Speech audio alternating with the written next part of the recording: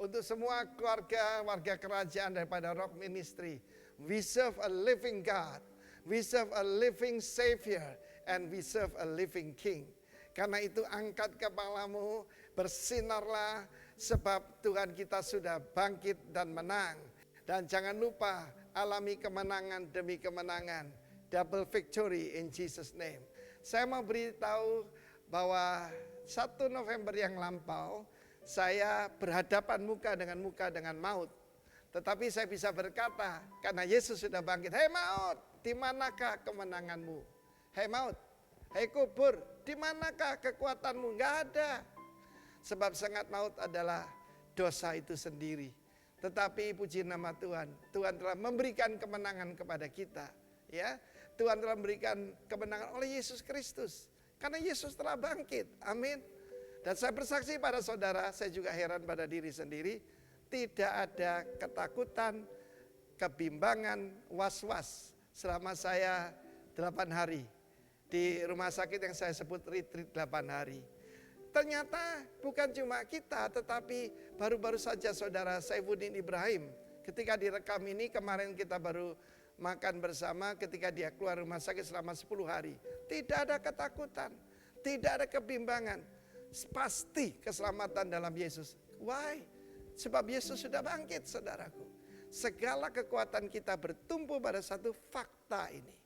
Bukan dongeng bahwa Yesus telah bangkit dari antara orang mati. Kalau ada orang bisa membuktikan Yesus tidak bangkit, maka kita sudah selesai. Tapi kabar baiknya, maut sudah dikalahkan. Kubur tidak ada kekuatannya. Saya minta perhatian tentang perkataan sengat. Sebab kalau ada lebah itu menyengat, maka dia juga mati. Di mana sengatnya tertanam, dan saya pernah disengat lebah, sakit memang, ya. Tetapi kemudian dia tidak bisa menyengat lagi. Dan siapa yang disengat itu? Tuhan Yesus Kristus. Dia yang menerimanya.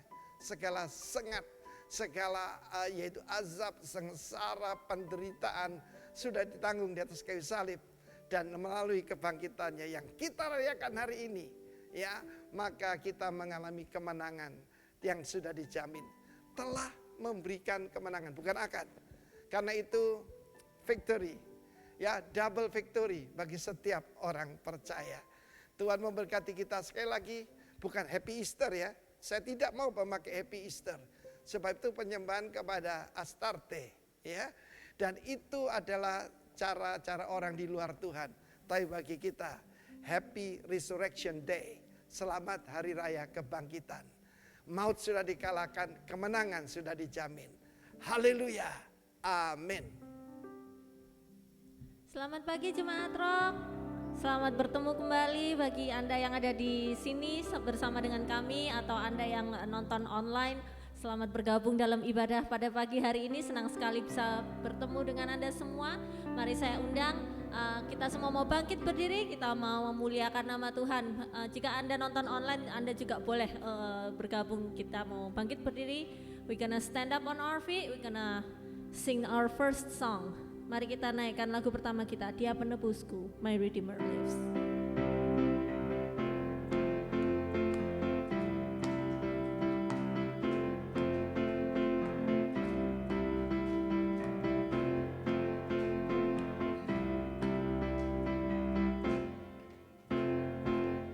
Ku tahu Dia penolongku, darahnya hapus dosaku, ku yakin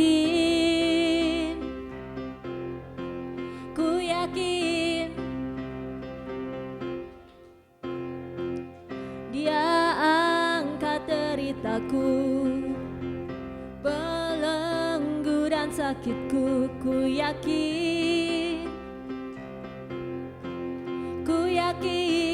Mari kita angkat panji-panji.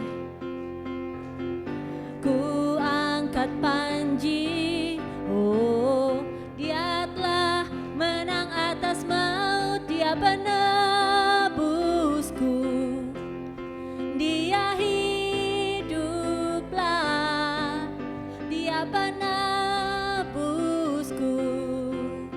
Dia hiduplah, yeah. Mari jemaat Tuhan, kalau Anda tahu lagu ini, kita kita naikkan sama-sama. Ku tahu Dia penolongku, darahnya tebus dosaku. Ku yakin, oh, ku yakin Dia angkat deritaku, sembuhkan sakitku. Ku yakin, dengan iman katakan, ku yakin. Ku angkat panji, oh, Dia telah menang atas maut. Dia penebusku, Dia hiduplah. Dia penebusku, Dia hiduplah. Dia penebusku, Dia hiduplah. Dia penebusku, Dia hiduplah. Kau bebaskanku, ku kan bangkit, ku kan menari menyembah. Kerajaanmu datang, Dia penebusku, Dia hiduplah. Dia penebusku, Dia hiduplah. Dia penebusku, Dia hiduplah.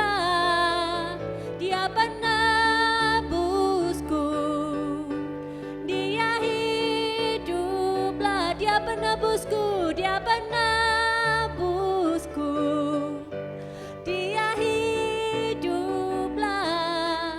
Dia penebusku, Dia hidup. Dia hiduplah.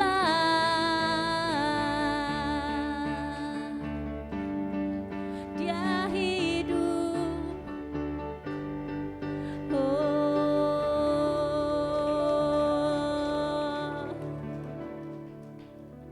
Saudara semua, itu adalah suatu kehormatan jika kita bisa memanggil Allah kita yang luar biasa, yang mengalahkan maut, yang bangkit dari kubur. Kalau kita bisa memanggil Dia seorang ayah, seorang sahabat, seorang teman, sahabat dari kita, itu adalah suatu kehormatan, bukan? Dia adalah Allah yang hebat, tetapi kita bisa memanggil Dia seorang sahabat. Mari kita naikkan pujian berikutnya, Friend of God. Mari sama-sama tepuk tangan bersama-sama yuk.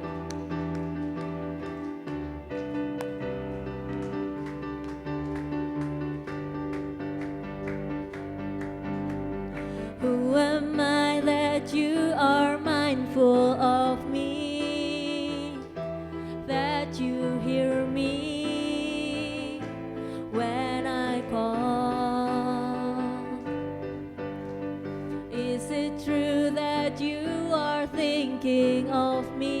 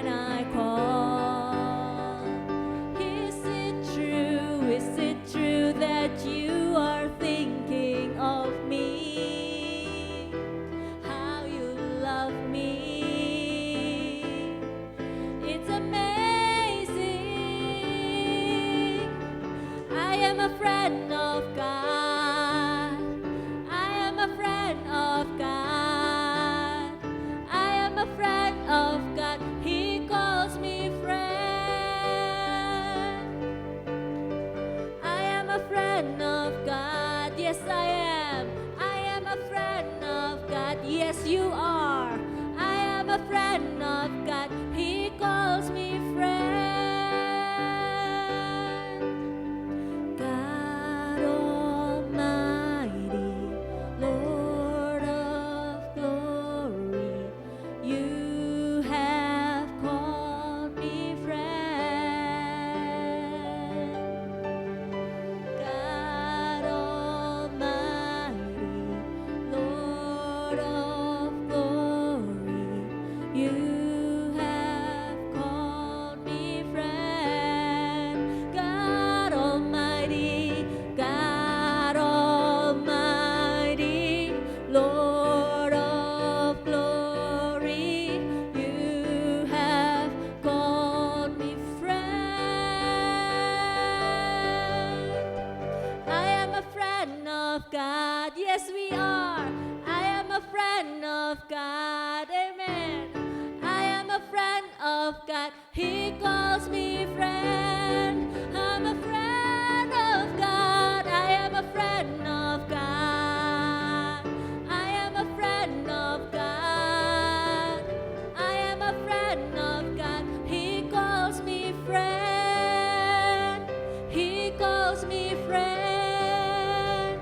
He calls me friend. Yang percaya Anda adalah sahabat-sahabatnya Tuhan, beri tepuk tangan yang meriah untuk Tuhan kita. Anda dipersilakan duduk sebentar sambil saya menyampaikan beberapa pengumuman. Halo semua, gimana kabarnya pada siang hari ini? Anda dalam keadaan baik? Saya ingin menyapa setiap Anda yang beribadah bersama-sama dengan kita di Gereja Rock Philadelphia melalui online service. Selamat beribadah. Kalau ini pertama kali Anda bergabung bersama dengan kami, nama saya Rosid, saya adalah pastor dari Gereja Rock Philadelphia ini dan senang sekali Anda bisa bergabung dan mungkin anytime Anda ready untuk bergabung bersama dengan kita beribadah di gedung ini, Anda dipersilakan untuk datang. Saudara, hari ini ada beberapa pengumuman yang saya ingin sampaikan kepada Anda semua. Yang pertama, saudara, mana ini tadi? Si Maria sama Ko Andrew? Mana? Oh, there you go.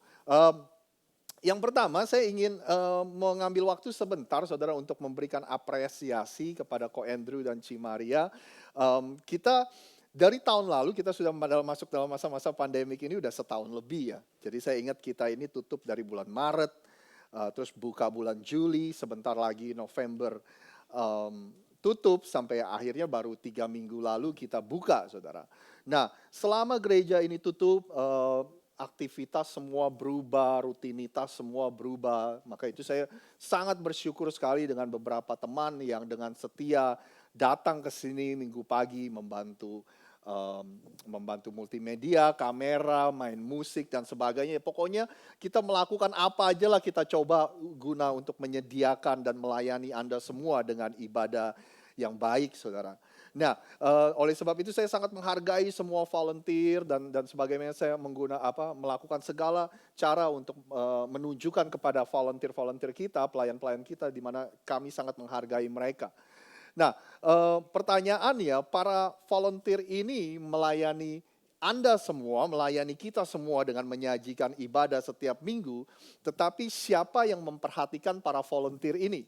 Nah, selama kita tutup, saudara, dan kita ibadah online, Ci Maria dan Ko Andrew inilah yang pesan makanan buat para volunteer, para pelayan yang melayani, dia yang menjemput orang-orang yang mau memberikan persembahan, saudara. Bahkan saya yakin selama pandemik beberapa dari Anda atau mungkin kebanyakan dari Anda pasti pernah melihat mereka, saudara, baik mereka datang ke rumah Anda atau mereka telepon atau apa, mereka sangat membantu sekali dengan apa yang mewakili gereja ini. Jadi saya sangat bersyukur. Boleh gak saya panggil untuk Ci Maria dan Ko Andrew untuk maju ke depan sebentar? Saya ingin menunjukkan apresiasinya. Terima kasih. Kita ada sedikit hadiah untuk Ci Maria dan Ko Andrew. Thank you for everything. Boleh sekali lagi kita beri tepuk tangan. Thank you Ko Andrew, Ci Maria. Mau mengatakan sesuatu? Ini dari mic sini. Dia suka ngomong. Saya atas nama Andrew dan kasih, walaupun kita ada di gereja ini, kita tuh hanya melakukan untuk mensupport gereja, kita nggak pernah minta sesuatu atau balesan gitu, karena kita memang dari hati kita sendiri yang kita mau ngebantu, itu aja sih. Ya.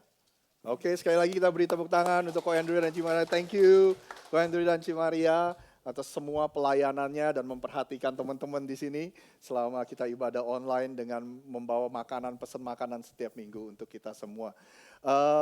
Itu aja saudara pengumuman hari ini. Saya juga ingin ingatkan kepada setiap Anda setelah ibadah nanti, Anda semua nanti diundang untuk pergi makan di Ruby Buffet, saudara, oleh keluarga Ibu Leoni dan Pak Ayung. Jadi buat yang nonton, kalau rumahnya dekat, Anda boleh nyusul. Mudah-mudahan jangan terlalu banyak ya Bu Leoni. Nanti sekampung datang. But anyway, ya itu aja saudara pengumuman hari ini. Kita akan berdoa buat Anda yang memberikan persembahan. Kita nggak jalanin persembahan, ada kotak persembahan di belakang atau Anda bisa memberikan secara online. Yuk kita berdoa bersama-sama, terus kita nyanyi satu pujian lagi, setelah itu kita akan belajar firman Tuhan. Tuhan, terima kasih atas hari ini, terima kasih Tuhan, kami sebentar akan membawa persembahan kami, ini yang terbaik yang ada dari hidup kami. Kami berdoa Tuhan, biar persembahan kami bisa jadi berkat bagi banyak orang. Hamba-Mu berdoa, biar Engkau juga Tuhan memberkati tangan-tangan yang memberi. Kami berdoa juga supaya kami diingatkan setiap saat bahwa semua yang kami punya berasal dari Engkau. Semua yang kami bisa, talenta, kesehatan, pengetahuan yang kami punya, itu semua berasal dari Engkau Tuhan. Kami ingin menjadi hamba yang baik dari segala sesuatu yang Tuhan titipkan ke dalam hidup kami dan ke dalam tangan kami. Dan kami juga berdoa Tuhan, biar segala sesuatu yang kami berikan sekali lagi bisa menjadi berkat dan untuk bisa digunakan untuk memperluas kerajaan-Mu di atas muka bumi ini. Kami mengucap syukur hanya di dalam nama Tuhan Yesus kami berdoa. Sama-sama kita katakan, amin.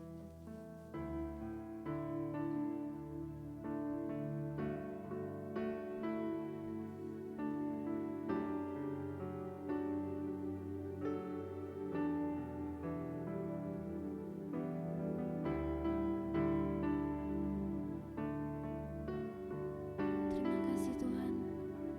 Ini kami anak-anak-Mu, kami datang untuk menyembah-Mu Tuhan. Bapa-Ku datang dan berserah, ku nyatakan Kau yang berkuasa dalam gelap. Kau setia, Kau cahaya hidupku.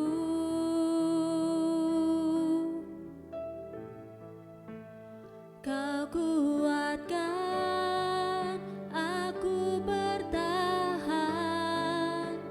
Kau harapan dalam kesesakan. Kau buktikan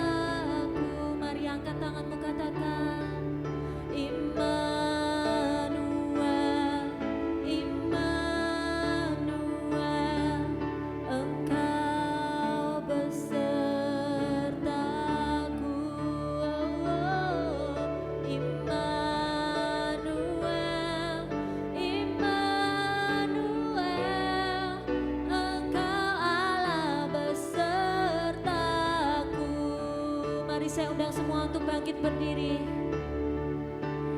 Engkau kuatkan aku bertahan, Kau harapan dalam kesesakan,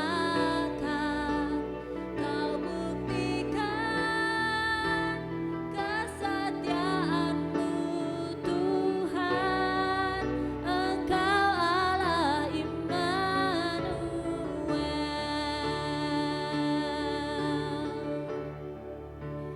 Engkau kuatkan aku bertahan, Kau harapan dalam kesesakan, Kau buktikan kesetiaan-Mu Tuhan, Engkau Allah Immanuel. Kau kuatkan aku bertahan, Kau harapan dalam kesesakan, Kau buktikan kesetiaan-Mu Tuhan, Engkau Allah Immanuel. Naikkan dari hatimu, Kau kuatkan aku bertahan, Kau harapan dalam kesesakan, Kau buktikan kesetiaan-Mu Tuhan, Engkau Allah Immanuel. Sekali lagi, Kau kuatkan aku bertahan, Kau harapan dalam kesesakan, Kau buktikan kesetiaan-Mu Tuhan, Engkau Allah Immanuel. Engkau Allah Immanuel. Engkau Allah Immanuel.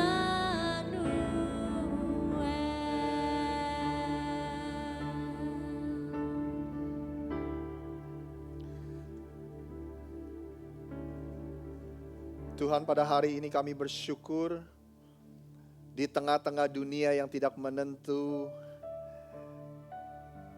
janji-Mu kepada kami semua pasti, Tuhan.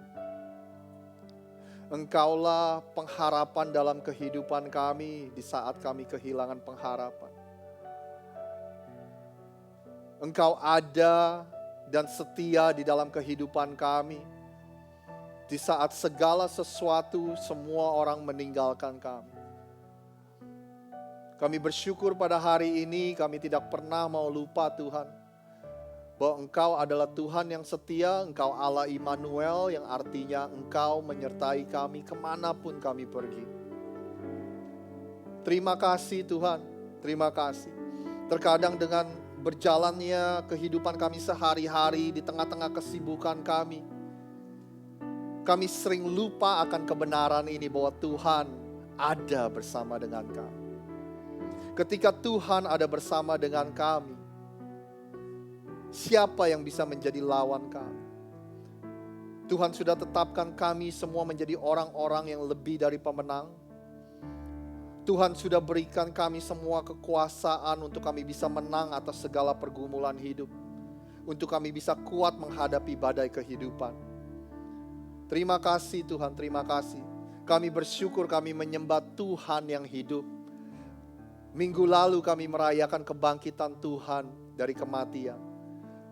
Tapi kami percaya kebangkitan Tuhan itu bukan hanya setahun sekali kami rayakan, tetapi setiap hari dalam kehidupan kami. Karena Tuhan bangkit, karena Tuhan hidup, kami boleh memperoleh kehidupan. Karena Tuhan sudah bangkit dari kematian, kami percaya segala pengharapan kami yang sudah mati, segala impian kami yang sudah mati, Tuhan bisa bangkitkan. Karena Engkau bangkit, karena Engkau Allah yang hidup, kami boleh beroleh kehidupan. Terima kasih Tuhan, ingatkan kami akan kebenaran ini setiap saat dalam kehidupan kami. Ingatkan kami bahwa harapan yang kami taruh di dalam-Mu adalah harapan yang kuat dan tidak tergoyahkan oleh apapun di dunia ini. Terima kasih Tuhan, sebentar kami akan belajar firman-Mu. Tuhan buka hati kami, Tuhan berikan telinga kami yang bisa mendengarkan firman Tuhan. Tuhan buka pikiran kami, dan tentu saja Tuhan berikan kami hikmat supaya kami bisa tahu apa yang harus kami lakukan dengan semua yang kami dengar hari ini. Berbicara kepada setiap kami, dan hanya di dalam nama Tuhan Yesus kami sudah berdoa. Sama-sama kita katakan, amin. Anda dipersilakan duduk kembali.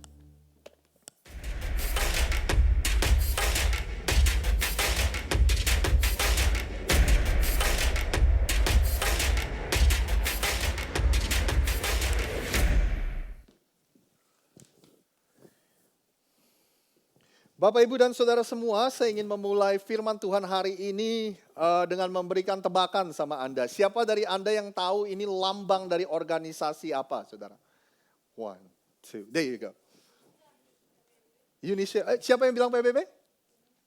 PBB, hampir Julan. PBB, United Nation, Persatuan Bangsa-Bangsa. Siapa yang tahu di mana kantor pusat atau headquarter dari PBB? New York ya, New York City ya. Nah yang ketiga, pertanyaan yang ketiga ini berhadiah Saudara. Saya punya nih di sini. Saya kasih tips ya. Mungkin Anda bisa siap-siap keluarin telepon Anda. Kapankah PBB berdiri?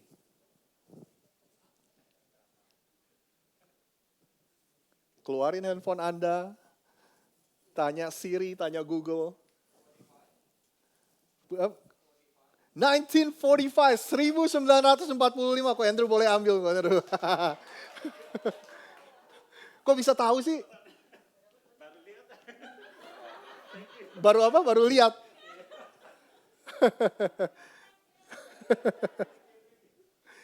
Saudara, kalau Anda ke websitenya PBB, mereka mempunyai yang namanya mission statement atau pernyataan misi.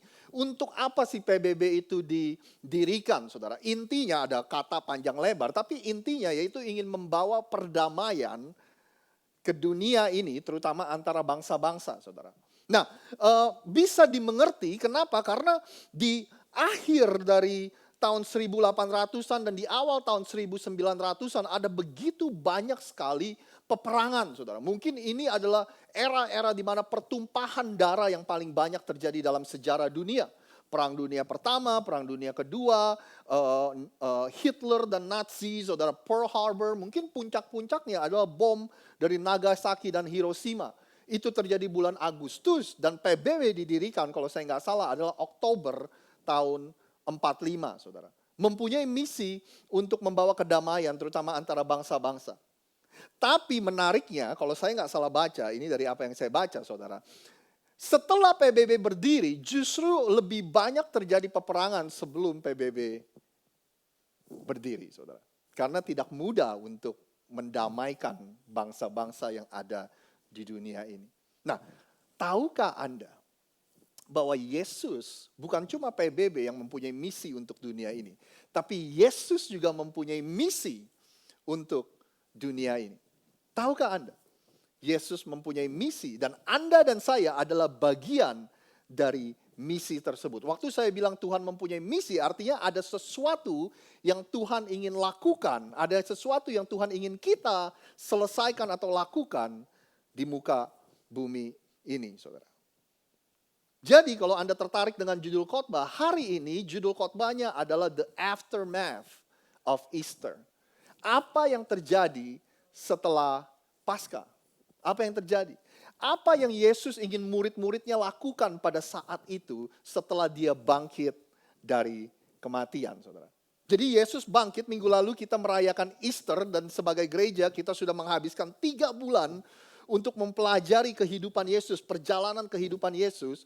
Dan akhir dari seri khotbah kita tutup di minggu lalu, di hari kebangkitan Yesus.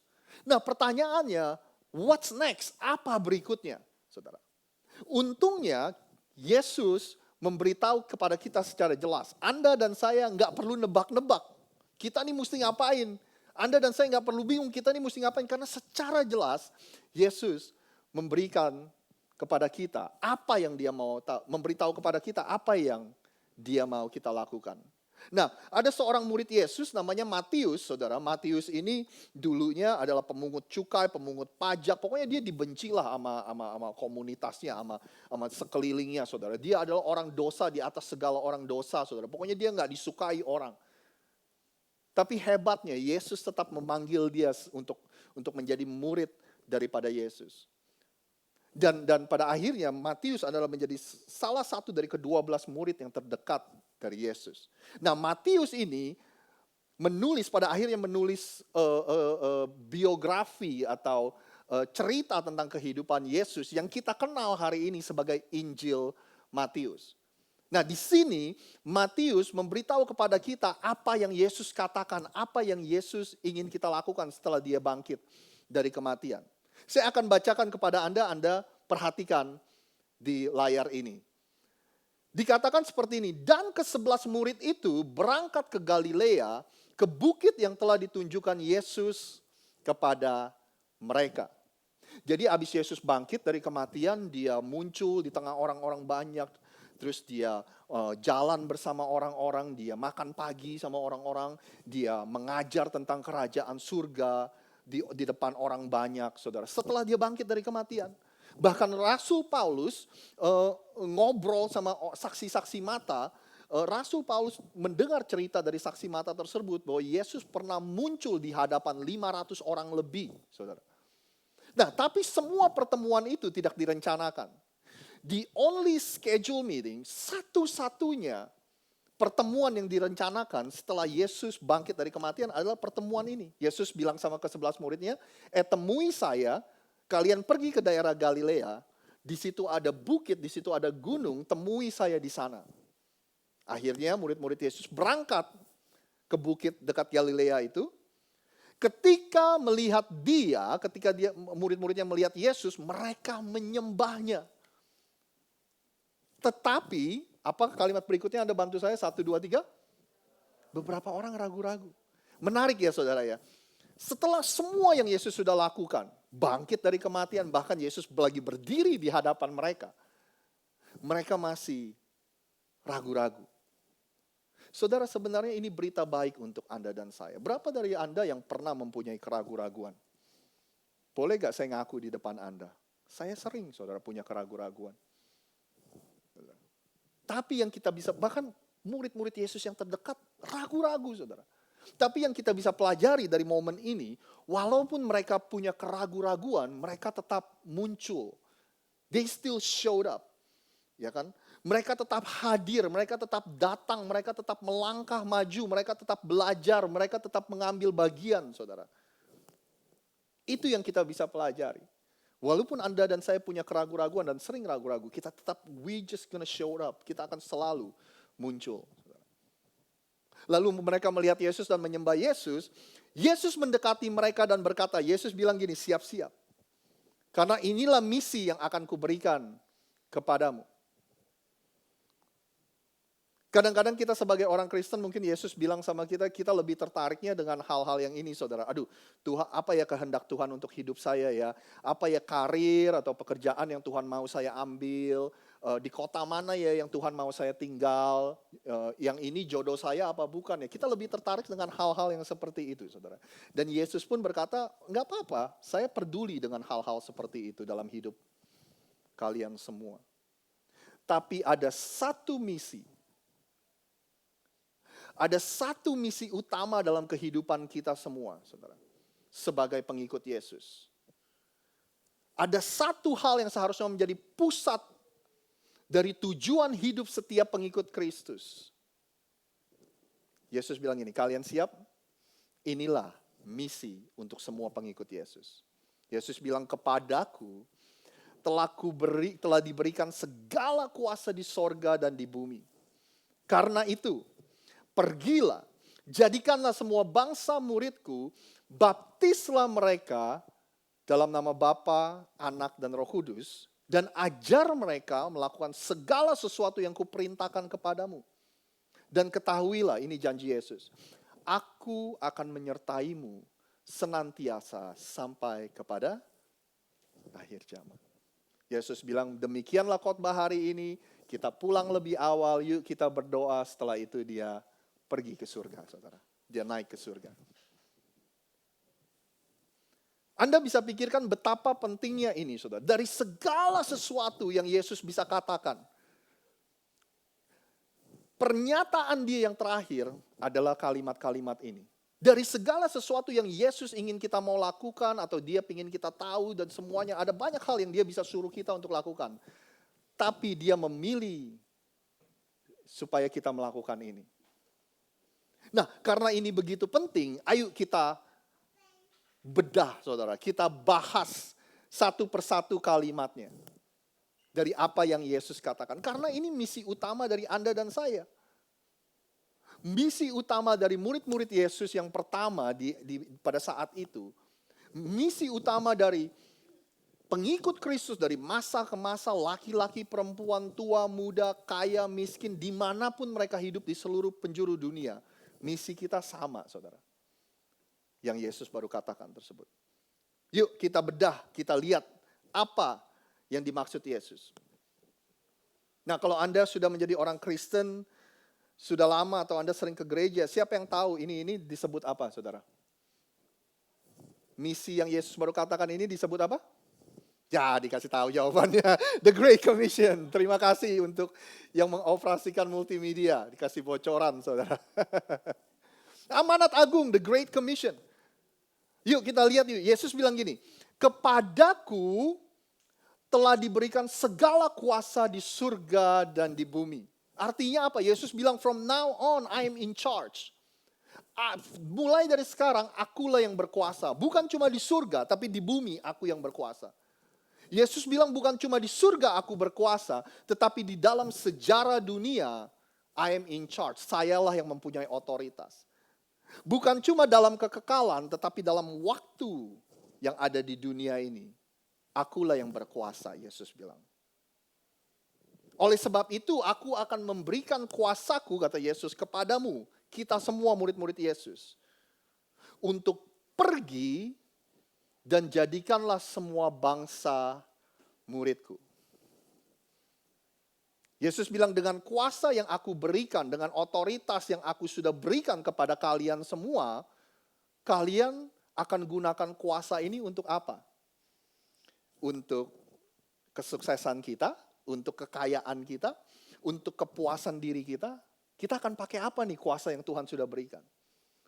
Yesus bilang gini, no. Kuasa ini hanya akan diberikan kepada murid-murid Yesus yang akan menggunakan kuasa itu untuk melahirkan murid yang lain, saudara. Jadi kuasa Yesus cuma di-share, cuma dibagi kepada orang-orang yang akan melahirkan murid-murid Kristus yang lain. Nah, menariknya gini, Yesus nggak bilang gini, pergilah dan jadikanlah semua bangsa dan jadi orang-orang yang pergi ke gereja. Jadikanlah semua bangsa church goers. Yesus nggak bilang gitu.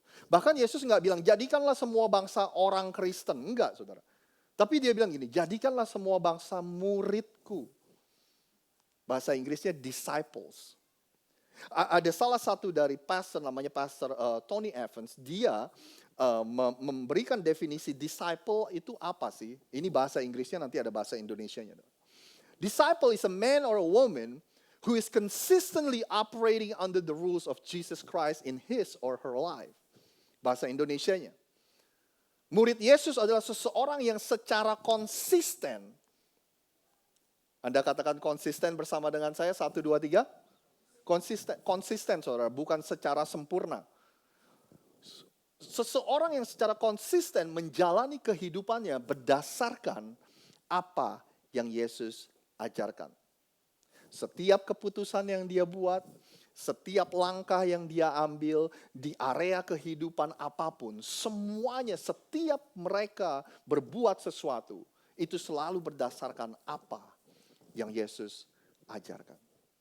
Jadi hari-hari ini Kita nggak kekurangan orang yang pergi ke gereja, saudara. Banyak yang pergi ke gereja setiap minggu. Hari-hari ini bahkan kita nggak kekurangan orang-orang yang berkata, oh saya orang Kristen. Tapi yang kita kekurangan hari-hari ini adalah yang disebut dengan murid Yesus. Karena murid-murid Yesus, mereka bukan hanya sekedar datang ke gereja, bahkan mereka nyatet, bahkan mereka mendengarkan, bahkan mereka setuju dengan apa yang pendeta katakan atau yang Yesus ajarkan, mereka setuju. Tapi orang-orang murid-murid Yesus bukan hanya sekedar itu, saudara. Tapi murid-murid Yesus adalah orang-orang yang secara konsisten, sekali lagi setiap saat dalam hidupnya, dimanapun dia berada, setiap keputusan yang dia ambil, selalu berdasarkan apa yang Yesus ajarkan. Anda masih bersama dengan saya? Kadang-kadang murid-murid Yesus melakukan itu, ya mereka dipuji, mereka dikasih tepuk tangan. Tapi terkadang mereka dicemooh, dikatain idealis dan sebagainya, saudara. Itu resikonya, saudara, ketika kita secara konsisten beroperasi di bawah aturan dari Yesus Kristus. Berapa banyak dari Anda yang sebelum datang ke Amerika, Anda nggak tahu American football itu apa sih, saudara? Begitu Anda nyampe ke Amerika, Anda baru belajar, bahkan Anda suka sekarang dan hobi nonton football. Ya, saya juga, saudara, saya nggak tahu American football itu apa. Ya, dia liga nasional football di sini namanya NFL, National Football League. Setiap kali pertandingan football, kita anggap aja NFL, saudara. Setiap kali mereka turun ke lapangan, ada 3 tim. Tim tuan rumah, visiting team atau tim pengunjung. Nah, kedua tim ini nggak pernah setuju, saudara. Kenapa? Yang satu mau bawa bolanya ke sana, yang satu bawa bolanya ke sini. Saudara. Nggak pernah setuju, mereka always in conflict. Nah, tim yang ketiga, saudara, yang ada di lapangan, adalah sekelompok para wasit. The referee, the official. Nah, wasit-wasit ini nggak ada hubungannya dengan kedua tim, saudara. Kenapa? Karena wasit ini diberikan otoritas dan kekuasaan dari siapa? Dari orang-orang yang ada di kantor pusat NFL. Kantor pusat NFL itu ada di New York, saudara. Wasit-wasit ini dia mengatur pertandingan sesuai dengan otoritas yang dikasih dari atasan. Anda masih bersama dengan saya? Wasit ini mengatur pertandingan berdasarkan buku aturan yang diberikan dari kantor pusat. Pertandingan pertandingan football yang begitu chaos, tabrak sini, hajar sana, hajar sini, saudara, itu diatur oleh wasit-wasit bukan berdasarkan opininya wasit, bukan berdasarkan preferensinya wasit, saudara. Jadi kalau misalnya wasit, gue lebih suka tim ini ya, gue lebih suka tim yang ini, saudara. Enggak, saudara. Pertandingan itu diatur berdasarkan dari apa yang diperintahkan dari atas kepada wasit, saudara. Jadi opininya wasit itu enggak relevan, saudara. Enggak bisa dipakai untuk mengatur pertandingan. Resikonya apa? Kadang wasit itu dipuji, dikasih tepuk tangan. Tapi kadang wasit di-boo, saudara. Wasit mengatur pertandingan di lapangan, di bawah sini. Tapi dia mendapat otoritas dan aturan dari atas. Tahu gak, saudara? Itulah gambaran Anda dan saya sebagai murid-murid Yesus. Kalau Anda perhatikan di dunia sekeliling kita, Anda perhatikan dengan baik-baik. Wah, chaos di mana-mana, saudara. Bahkan ada yang bilang dunia kita ini nggak usah diapa-apain juga nanti hancur sendiri, saudara. Nah, Anda dan saya sebagai murid-murid Yesus, Anda hidup di dunia ini, tetapi Anda bukanlah bagian dari kerajaan dunia ini. Anda hidup di dunia ini, tapi aturan yang Anda pakai adalah aturan dari surga, dari kerajaan surga. Anda bersama saya? Ya. Buku aturan yang Anda pakai untuk mengoperasikan hidup Anda, untuk menjalani hidup Anda, itu berasal dari atas sana, saudara. Kadang Anda diberikan pujian, kadang Anda diejek, dicemooh, karena Anda hidup seperti itu. Anda hidup di dunia ini, tapi nilai-nilai yang Anda pakai bukan berasal dari dunia ini, melainkan dari kerajaan surga. Yesus sudah berjanji, saudara. Kuasanya hanya akan dibagi-bagi kepada murid-murid Yesus yang berkomitmen untuk melahirkan murid lain. Ketika Anda dan saya tidak mengalami kuasa Tuhan atau otoritas Tuhan dalam hidup kita, jangan-jangan kita memakai kehidupan kekristenan kita untuk hal yang lain. Bukan untuk memuridkan, makanya kita nggak melihat kuasa Tuhan bekerja dalam hidup kita. Saudara, saya ingat beberapa tahun lalu, saya sama Nana, kita lagi ngomongin apa gitu, lagi ngobrolin apa, terus tiba-tiba kita nyebut kata CD atau DVD. Anda tahu ya CD atau DVD. Nah, terus anak saya waktu itu, Melody, anak saya yang perempuan, dia bilang gini, CD itu apa sih? DVD itu apa sih, saudara? Kalau Anda punya anak-anak kecil, mereka nggak tahu apa, mereka nggak pernah lihat, saudara, CD, DVD, saudara. Mereka taunya semuanya streaming, saudara. Ya kan, apalagi kalau kita tunjukin kaset, bingung kali. Nah, saudara, Anda pasti tahu proses ini. Misalnya Anda punya film atau punya satu album lagu, ini udah siap untuk diproduksi, ini udah siap untuk dijual. File dari komputer itu ditulis atau di-burn, orang bilangnya, ke master DVD, saudara. Ya kan, ada master DVD. Nah, dari master DVD itu dibuat kopi yang banyak seperti itu. Dibuat kopiannya yang banyak, duplikat yang banyak. Setelah itu dijual di toko-toko. Hari ini Anda ingin beli film yang berupa DVD, kita pergi ke Walmart, ke Target, ke Best Buy, saudara. Waktu kita beli film yang kita dapat itu adalah kopiannya atau duplikatnya. Tapi nggak masalah, saudara, karena apa yang Anda beli itu persis sama dengan masternya. Anda mengerti yang saya maksud, saudara? Hari ini, yang Tuhan mau untuk kita semua adalah kita membuat duplikat-duplikat Kristus, saudara. Yang berjalan, kita membuat duplikat-duplikat Kristus di blog kita, di komunitas kita, di sekolah kita, di kantor kita, di tempat kerja kita. Itulah misi utama dari Anda dan saya. Kita membuat duplikat Kristus yang akan berada di seluruh penjuru dunia. Semua pengikut Yesus diberikan misi untuk membuat duplikat-duplikat dari Kristus. Untuk mencetak, kalau saya boleh menggunakan kata itu, untuk mencetak orang-orang yang mempunyai pikiran, mempunyai perasaan, dan mempunyai sikap Kristus dalam kehidupannya. Karena itulah definisi dari murid Yesus. Di mana mereka selalu hidup berdasarkan apa yang Yesus Kristus ajarkan. Mereka selalu hidup dengan menggunakan pikiran, perasaan, dan sikap Kristus dalam kehidupannya sehari-hari, saudara. Yang kita butuh hari ini adalah seorang murid. Bukan cuma orang-orang yang rajin ke gereja dan orang-orang Kristen, saudara. Melainkan murid Kristus yang setiap saat konsisten mengaplikasikan apa yang Yesus ajarkan dalam kehidupannya. Jadi sederhana misinya untuk kita semua, saudara. Dari segala sesuatu hal yang Yesus bisa katakan, Yesus bilang, misi utama kalian adalah pergilah dan jadikanlah semua bangsa murid. Nah, Yesus berikan caranya kepada kita semua. Bagaimana kita bisa menggenapi misi itu? Bagaimana kita bisa melakukan misi yang Tuhan sudah berikan kepada kita? Simple, saudara. Yesus bilang, oke, kamu bisa menggenapi misi yang aku berikan dengan 3 hal ini. Pergilah, baptislah, dan ajarkanlah. Itu langkah-langkah yang kasih. Apa kurang jelas, saudara? Ya kan kita nggak perlu nebak-nebak lagi, kita nggak perlu apa yang Yesus mau lakukan ya untuk kita. No, semuanya udah jelas.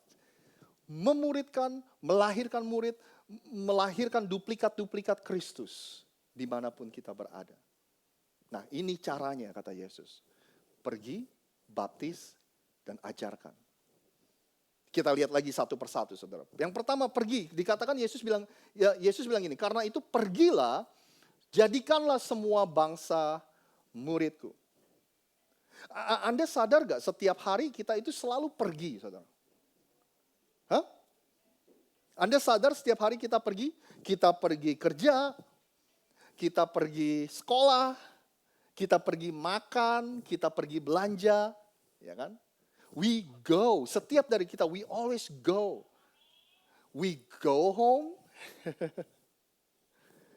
kita pulang ke rumah, we go, kita pergi ke rumah, saudara. Kalau Anda ibu rumah tangga, Anda bangun dari kamar Anda di lantai 2, Anda pergi ke bawah untuk menyiapkan makanan untuk keluarga Anda. Setiap dari kita pergi. Saudara. Makanya Yesus bilang, cara kita untuk menggenapi misi dari yang Yesus yang sudah berikan, yaitu kita pergi. Artinya kita harus dengan sengaja melakukan itu. Kenapa? Karena melahirkan duplikat-duplikat Kristus itu nggak akan terjadi dengan sendirinya, saudara. It's not gonna happen by accident, nggak akan terjadi dengan secara kebetulan.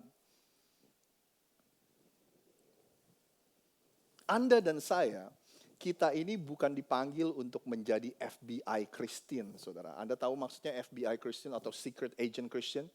Saking hebatnya kita menyembunyikan identitas kita sebagai orang Kristen, nggak ada yang tahu di sekeliling kita bahwa kita orang Kristen, saudara. Kita dipanggil bukan untuk menyembunyikan identitas kita sebagai orang Kristen. Enggak, saudara. Justru kebalikannya. Orang-orang sekeliling Anda, teman-teman Anda, teman sekolah Anda, teman kerja Anda, tetangga Anda, seharusnya mereka tahu dengan jelas ketika dia lihat Anda, ketika dia mengenal Anda setelah beberapa lama, oh ini udah gak salah lagi. Ini pasti pengikut Yesus. Maksud saya bukanlah setiap kali kita ketemu orang pertama kali, kita kenalan, halo nama saya Rosid, saya adalah pengikut Kristus. Bukan itu maksud saya, saudara. Tapi maksud saya, kalau Anda sudah bekerja di sebuah tempat 1 bulan, 2 bulan, atau berapa lama, saudara. Seharusnya orang-orang tahu dengan jelas, Anda adalah pengikut Yesus. Ya apakah itu dari cara Anda berbicara, dari cara Anda bekerja, dari cara Anda mengakui bahwa Anda murid Kristus. Hari Minggu kemarin kemana? Ke gereja. Oh Jumat kemarin atau Selasa malam kemarin ngapain? Oh live group, saudara. Oh pagi ini ngapain sebelum pergi kerja? Oh saya baca Alkitab. Oh kamu siapa? Kamu kepercayaannya apa? Oh saya adalah pengikut Kristus. Orang-orang bisa tahu dengan jelas. Saya cuma mau ingatkan apa yang Yesus katakan. Kalau kamu mengakui aku di hadapan orang banyak, maka aku akan mengakuimu di hadapan Bapakku di surga, Yesus bilang. Anda tahu ayat itu, saudara? Ya kan? Tapi sebaliknya apa, saudara? Kalau kamu menyangkal aku di hadapan orang banyak, aku juga akan menyangkal kamu di hadapan Bapakku di surga. Saudara, tantangan kita sebagai pengikut Yesus, ini bukan di dalam gereja, saudara. Di dalam gereja kita semua setuju, ya kan? Kita semua setuju, kita nggak ada konflik dengan satu yang lain. Kita setuju, saudara. Tantangan terbesarnya adalah ketika kita pulang dari gereja, di luar sana. Yesus bilang kamu akan pergi ke dunia yang tidak menerima aku, Yesus bilang. Itu tantangannya. Saudara. Kalau saya boleh gunakan, kalau saya boleh gunakan ilustrasi olahraga lagi, hari Minggu ketika kita berkumpul, ini adalah waktunya ketika kita huddle. Anda tahu gak huddle? Kalau Anda lihat nonton pertandingan football, waktu mereka ngumpul nih, mereka lagi strategiin atau mereka lagi call time out, saudara, kita lagi strategiin apa nih yang harus kita lakukan. Inilah yang kita lakukan setiap hari Minggu. Tapi begitu huddle-nya selesai, time out-nya selesai, kita bubar dari sini, saudara. Disitulah pertandingan yang sesungguhnya. Pertandingan iman Anda yang sesungguhnya ketika Anda pergi dari gereja ini, pulang dari gereja ini. Besok Anda kerja, Anda pulang ke keluarga Anda pulang ke komunitas Anda. Itulah tantangan terbesarnya. Anda dan saya akan pergi ke dunia yang tidak menerima aku, Yesus bilang. Saudara. Yesus bilang, pergilah, jadikanlah semua bangsa muridku. Kata bangsa di sini adalah dari bahasa Yunani ethnos, yang bahasa Indonesianya etik, saudara. Ethics. Jadi ini bukan etnos, ini bangsa ini bukan kayak bukan kayak negara-negara gitu. Dulu kita sering dengar kan hamba-hamba Tuhan orang Indonesia kan kalau didoain misalnya, oh kamu akan menjadi berkat bagi bangsa-bangsa. Dalam pikiran kita kan, oh nanti saya akan pelayanan ke Amerika, ke Eropa, kemana gitu, saudara ya. Tapi kata bangsa di sini adalah ethnos, artinya Anda akan pergi ke kelompok orang-orang, people's group. Kalau saya boleh buat simple, artinya ginilah. Setiap hari tempat yang Anda pergi, tempat kerja, rumah, apa semua, itulah ladang misi Anda. Yesus bilang, pergilah, ambil inisiatif, ambil langkah, berkorban untuk mereka, waktu kita, uang kita, undang mereka masuk ke dalam lingkaran pertemanan Anda dan sebagainya. Apapun yang Anda lakukan, yang penting jangan diam, tetapi pergilah, Yesus bilang. Itu langkah yang pertama untuk menggenapi misi. Langkah yang kedua, saudara. Yesus bilang gini, pergilah, jadikanlah semua bangsa muridku, baptislah mereka dalam nama Bapa dan apa, saudara? Dan Anak dan Roh Kudus. Waktu Yesus bilang baptislah, ini bukannya cuma ngebasahin orang aja, bukan, saudara. Tapi kata baptizo di sini, baptis dari kata Yunani, baptizo, itu artinya orang tuh dicelupin, saudara. Kayak teh celup, dicelupin gitu. Direndam di bawah air. Waktu seseorang itu dimasukkan ke dalam air, identitas lamanya itu mati, saudara, terkubur. Itulah gambaran baptisan. Ketika orang ini keluar, dia keluar dengan identitas yang baru. Dia keluar untuk menjadi seseorang yang mempunyai identitas yang baru, saudara. Identitas Tuhan melekat kepada orang itu ketika dia keluar. Makanya disebut dengan lahir baru, saudara. Salah satu hal yang paling saya enjoy, saya suka di rumah adalah memperhatikan anak-anak saya main, saudara. Anak saya Melody, kalau saya liatin dia main, saya senang karena kreativitasnya. Saya nggak tahu dia karena nonton YouTube atau apa, saudara. Tapi dia punya banyak boneka. Terus dia kadang-kadang suka bikin baju dari paper towel, dari apa gitu, saudara. Dipakein solatif, solatif sering habis di rumah karena begitu, saudara. Nah, suatu kali saya melihat dia pergi ke dapur, dia ambil pewarna makanan punya mamanya. Pewarna makanan itu dia campur ke dalam semangkok air, habis itu kan jadi berwarna kan. Terus dia ambil bajunya, saudara, baju bonekanya itu, yang tadinya warna tertentu, dicelupin ke dalam air itu pas diangkat, menjadi warnanya lain, saudara. Tahukah Anda, waktu Anda dan saya dibaptis, dicelupin, saudara, Anda keluar, warna Anda berbeda. Ketika Anda dimasukkan ke dalam air, Anda lagi dicelupin, Anda lagi direndam di dalam darah Kristus. Jadi ketika Anda keluar, warna Anda yang utama adalah merah, saudara. Artinya gini, identitas utama Anda sekarang adalah pengikut Yesus yang sudah dibayar dosanya oleh Kristus. Itulah identitas utama Anda. Nah, ini mungkin sulit didengar untuk Anda, apalagi kita orang-orang timur. Tapi kebudayaan Anda, etnis Anda, background Anda, pengalaman hidup Anda, semua dari itu bukan lagi menjadi hal yang utama dalam kehidupan Anda. All of those things are secondary now. Because your primary identity, identitas utama Anda adalah pengikut Yesus. Tahu gak artinya apa, saudara? Artinya Anda dan saya, kita bukan orang Indonesia yang beragama Kristen. Kita orang Kristen yang mempunyai kebangsaan sebagai orang Indonesia. Anda bisa nangkep, saudara? Karena kita sebagai pengikut Kristus adalah identitas yang utama. Anda bukan lagi orang Amerika yang beragama Kristen, citizen Amerika yang beragama Kristen. No, Anda dan saya adalah orang Kristen yang mempunyai citizenship Amerika. Anda bukan lagi orang Sumatera, orang Kalimantan, saya orang Kalimantan, saudara, orang Jakarta, orang Surabaya, orang Sulawesi yang beragama Kristen. Bukan, saudara. Anda adalah pengikut Yesus yang berasal dari daerah tersebut. Anda bisa mengerti maksud saya, saudara? Itulah identitas utama Anda. Dan ketika orang melihat hidup Anda itu sudah harus jelas banget. Orang-orang gak perlu menebak-nebak lagi. Orang-orang di tempat kerja Anda gak perlu nebak-nebak, sebenarnya dia orang Kristen apa bukan ya? Saudara, ini kan cerita yang saya dengar nih kalau kita lagi sharing di live group nih tentang tempat kerja, saudara.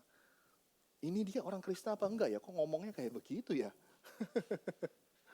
Sebenarnya dia orang Kristen apa enggak sih? Kok cara kerjanya seperti itu ya? Kok etik kerjanya seperti itu ya? Saudara. Seharusnya jelas, saudara. Bahwa kita adalah pengikut Kristus. Kalau orang itu seorang dokter, dia akan memberikan gambaran bagaimana kalau Yesus itu ada di rumah sakit.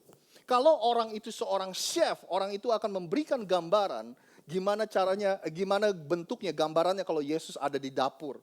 Kalau orang itu seorang guru atau pelajar, dia akan memberikan gambaran bagaimana Yesus kalau dia ada di classroom atau ada di kelas-kelas, saudara. Kalau Anda pekerja pabrik, pekerja toko, Anda dan saya memberikan gambaran kepada orang-orang. Kalau Yesus kerja di pabrik, Yesus kerja di toko, itu gambarannya seperti apa? Anda orang tua, Anda programmer, Anda CEO, Anda manajer, Anda businessman, saudara. Itulah tugas kita, memberikan gambaran kepada orang-orang. Kalau Yesus yang melakukan pekerjaan ini, gimana sih gambarannya? Pergilah, baptislah, ini yang terakhir sebelum kita pulang. Dan ajarlah mereka melakukan segala sesuatu yang kuperintahkan kepadamu. Misi utama kita apa?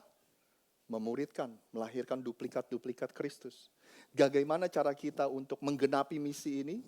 Pergilah, baptislah. Yang ketiga, ajarkanlah. Ajarin apa sih, saudara? Ajarin eskatologi kah? Ajarin pneumatologi kah? Right? Ajarin soteriologi kah, saudara? Ajarin apa sih, saudara? Yesus bilang enggak, ajarin mereka untuk melakukan apa yang aku ajarkan kepada kamu. Yesus juga enggak bilang gini, ajarin mereka supaya mereka tahu apa yang aku ajarkan. Bukannya supaya kita tahu doang, saudara. Oh, supaya mereka nambah ilmu pengetahuan. No, Yesus bilang ajarkanlah supaya mereka melakukan. Artinya ada aplikasi, saudara. Apa yang kita ajarkan itu supaya akhirnya ada tindakannya. Bukan cuma nambah ilmu, bukan cuma nambah pengetahuan tentang Alkitab. Bukannya itu gak penting, tapi Yesus bilang harus pada akhirnya ujung-ujungnya melakukan. Karena Yesus tahu, saudara, kalau Anda dan saya ingin transformasi terjadi, informasi harus ditambah dengan aplikasi. Kalau Anda dan saya ingin namanya perubahan, itu pengetahuan yang kita punya, itu pada akhirnya harus dilakukan, saudara. Transformasi tidak akan terjadi tanpa adanya aplikasi.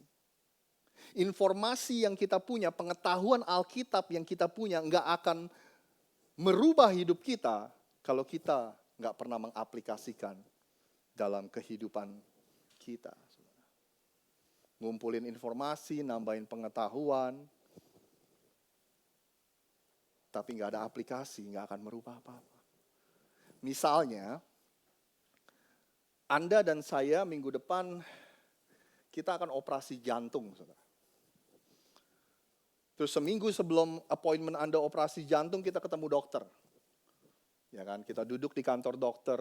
Dokter bilang gini, Rosid, saya akan jelasin nih prosedur-prosedur ya tentang operasi jantung. Dia akan jelasin kita detail-detail dengan istilah-istilah kedokteran dari kamus kedokteran yang bahkan kita nggak ngerti, saudara. Dia akan jelasin sama kita prosedur-prosedur langkah-langkah apa yang dia lakukan. Dia pokoknya jelasin sama kita sedetail-detailnya. Terus dokter itu bilang, Rosid kamu ada pertanyaan nggak? Saya bilang, oh ada dok, saya ada pertanyaan. Dokter udah pernah melakukan ini belum sebelumnya? Kalau dokter bilang, wah saya ini nggak pernah melakukan, saya nggak pernah nih operasi jantung orang sebelumnya. Kira-kira apa yang Anda lakukan? Wah, aku cari dokter lain deh. Ya kan? Bener gak saudara? Ya kan? Bahkan kalau dokter ini bilang, oh udah saya udah pernah mengoperasikan 5 orang sebelumnya. Kita pingin tahu 5 orang itu kabarnya gimana. Bener gak saudara? Kalau dokter bilang, oh semua 5 orang yang saya operasi lewat semua. Kita bilang gak jadi deh. Kita ganti dokter, bener gak saudara? Ya kan, karena informasi aja gak cukup saudara. Untuk dokter itu tahu informasi aja gak cukup. Kita pingin tahu dia ini pernah mengaplikasikannya gak saudara? Demikian juga pengetahuan-pengetahuan kita tentang firman Tuhan itu gak cukup saudara. Saudara, saya ini benar-benar sedang memikirkan apa sih sebenarnya yang harus kita lakukan sebagai gereja, saudara. Saya nggak pernah menentang tentang pendalaman Alkitab, hal-hal yang dalam-dalam, yang tadi saya sebutin eskatologi atau apa. Anda orang-orang yang sekolah Alkitab dong yang ngerti apa sih eskatologi atau apa, yaitu studi tentang akhir zaman, pneumatology, yaitu studi tentang Roh Kudus. Saudara, saya nggak menentang hal-hal yang dalam-dalam, hal yang rumit-rumit, saudara. Tapi saya cuma membayangkan gini, bayangin kalau Anda makan semua kayak buffet pengetahuan dan Anda masukin semua sampai Anda kenyang. Bahkan kalau kita muntah isinya pengetahuan Alkitab semua, ayat-ayat Alkitab semua, saudara. Tapi bayangin kalau misalnya kita makan itu semua, habis itu kita nggak tahu mau buat apa. Habis itu kita nggak pernah mempraktekannya, saudara. Ya kan? Diajak melayani, nggak mau, nggak ada waktu. Ya kan? Diajak untuk mimpin sesuatu, belum siap lah. Ya kan? Diajak untuk memikirkan gimana nih cara kita membangkitkan generasi yang selanjutnya, belum siap lah, saudara. Ya kan? Diajak untuk mimpin life group, untuk buka life group yang baru misalnya, gak siap lah. Gitu. Nah, pertanyaan saya, saudara. Kalau kita hobinya yang dalam-dalam, yang pingin semua itu, yang kita cerna semua itu, terus nanti untuk apa gitu loh? Saya nanya ini bukannya saya marah atau saya kesel, enggak, saya cuma mau nanya aja gitu. Pada akhirnya pengetahuan itu akan digunakan untuk apa? Kalau saya, saudara, Anda boleh nggak setuju dengan saya? Ya kan ini gereja di mana Anda diizinkan nggak boleh nggak setuju dengan saya. Saya tahun ini, tahun 2021, ini sudah 10 tahun saya melayani sebagai pelayan Tuhan sepenuh waktu. Jadi saya mulai tahun 2011, saudara. Udah 10 tahun genap. Hari ini kalau Anda tanya sama saya yakin banget, saudara. Saya yakin. Tapi Anda boleh nggak setuju. Kehidupan kita mengikuti Yesus pada akhirnya nggak akan menggairahkan, nggak akan terasa kering, akan terasa stagnan, saudara. Akan terasa begitu-gitu aja, saudara. Kalau kita nggak pernah mengeluarkan, menumpahkan, menyalurkan apa yang kita tahu tentang firman Tuhan untuk melayani orang lain. Untuk berkorban untuk orang lain. Pasti kita, sehebat-hebatnya gereja, sebanyak-banyaknya uang gereja untuk menghibur Anda, pada ujung-ujungnya tetap Anda akan bosan dengan kekristenan. Kalau pada akhirnya nggak pernah Anda melakukan sesuatu untuk orang lain atau melayani orang lain. Kenapa, saudara? Karena sudah diketahui bahwa kebutuhan terbesar dari setiap manusia, mereka ingin supaya hidupnya itu berguna atau berdampak untuk orang lain. Itulah keinginan, itulah hasrat yang terbesar dari setiap hati manusia. Mereka ingin hidupnya itu berguna dan berdampak untuk orang lain, saudara. Makanya Yesus nggak pernah bilang gini, barang siapa yang mengumpulkan pengetahuan terbanyak dalam hidupnya, dia akan memperoleh kehidupan. No. Yang Yesus bilang adalah barang siapa yang memberikan hidupnya untukku, Yesus bilang. Artinya barang siapa yang memberikan hidupnya untuk melayani, untuk membantu orang, untuk melayani orang lain, dia akan memperoleh yang namanya kehidupan, saudara. Informasi ditambah aplikasi, baru transformasi terjadi. Saya janji, ini yang terakhir, saudara. Saya ingat salah satu profesor saya waktu saya sekolah Alkitab. Dia bilang gini ke murid-muridnya di kelas. Kalau Anda nggak tahu sebagai pengikut Yesus kita mesti ngapain sih?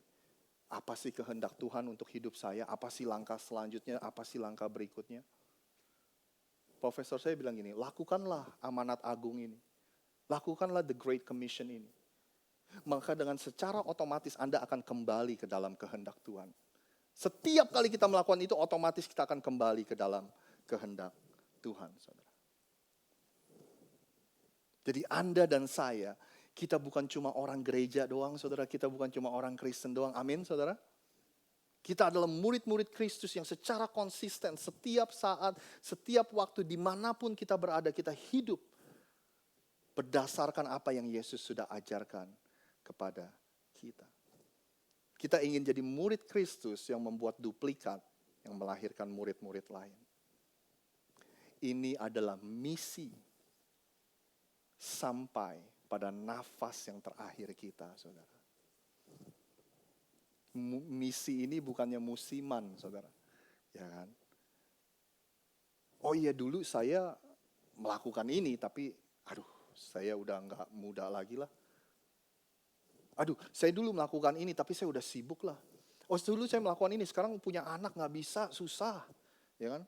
Dulu waktu saya ada waktu saya melakukan ini, tapi sekarang ya saya punya bisnis, saya punya usaha, saya punya project. Nggak bisa, susah. No. Ini bukan seasonal, saudara. This is not seasonal. Ini bukan musiman, tetapi ini misi seumur hidup kita. Coba Anda pikirkan baik-baik. Kalau Yesus datang besok, kita nggak perlu khawatir, kita nggak perlu pusing soal ini, saudara. Tapi kalau Yesus nggak datang dalam 200-300 tahun kemudian, Anda bayangin yuk bersama dengan saya, anak-anak kita, cucu-cucu kita, anak-anak mereka, cucu-cucu mereka, akan hidup di dunia yang seperti apa, saudara? Bukankah dunia ini menakutkan tanpa Kristus, saudara? Mereka akan hidup seperti apa? Tapi kalau kita serius dengan ini, saudara, maka seperti pengikut Kristus di masa lalu, di generasi kita sebelumnya, dia memberikan kita tongkat estafet kepada kita, memberikan imannya kepada kita. Demikian pula kita akan memberikan tongkat iman kita kepada generasi yang berikutnya dengan baik, saudara. Kepadaku telah diberikan segala kuasa di surga dan di bumi. Karena itu pergilah dan jadikanlah semua bangsa murid. Baptislah mereka dalam nama Bapa, Anak, dan Roh Kudus. Dan ajarlah mereka melakukan segala sesuatu yang telah kuperintahkan kepadamu. Janji Yesus, dan aku akan menyertaimu senantiasa sampai kepada akhir zaman. Boleh saya undang semua untuk bangkit berdiri?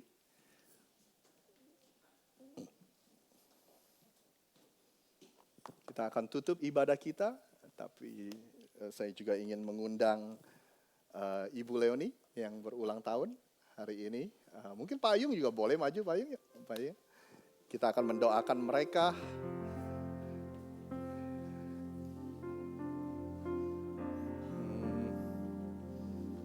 Kuenya boleh disiapkan, kuenya? Kita akan doa sama-sama.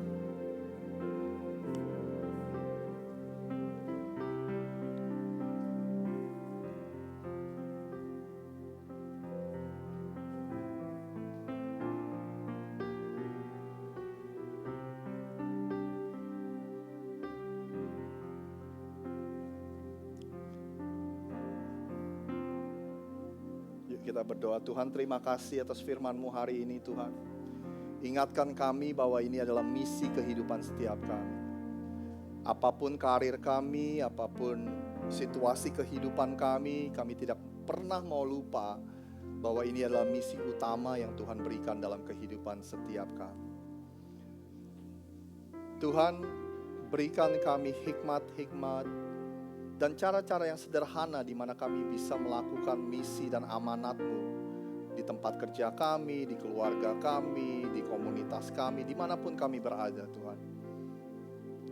Kami adalah murid-murid Kristus, kami bukan sekedar orang-orang yang pergi ke gereja, kami bukan sekedar orang-orang Kristen, tapi kami adalah murid-murid Kristus yang melakukan segala sesuatu yang kami lakukan berdasarkan apa yang Yesus ajarkan kepada kami. Terima kasih Engkau materaikan firman-Mu. Engkau berikan hikmat supaya kami bisa melakukannya dalam kehidupan kami sehari-hari. Engkau berikan hikmat supaya kami tidak pernah lupa akan misi ini Tuhan. Ingatkan setiap kami bahwa ini adalah tugas kami bersama. Bukan hanya tugas gereja untuk melahirkan murid-murid Kristus, tapi adalah tugas kami bersama-sama. Oleh sebab itu kami bergandengan tangan supaya kami bisa melahirkan duplikat-duplikat Kristus di seluruh penjuru dunia. Terima kasih Tuhan, terima kasih. Kami mengucap syukur. Dan Bapak Ibu dan teman-teman semua, Anda boleh arahkan tangan Anda ke depan. Kita akan berdoa untuk Ibu Leoni dan Pak Ayung. Tuhan, kami mengucap syukur atas Ibu Leoni yang berulang tahun dan juga Pak Ayung. Terima kasih Tuhan atas kesetiaan mereka. Engkau lihat hati mereka yang terdalam. Tuhan lihat kebaikan dan kemurahan hati mereka untuk kerajaan surga. Hati mereka untuk selalu memberi, untuk memperbesar kerajaan surga, untuk mensupport pekerjaan-pekerjaan Tuhan di tempat ini. Terima kasih Tuhan.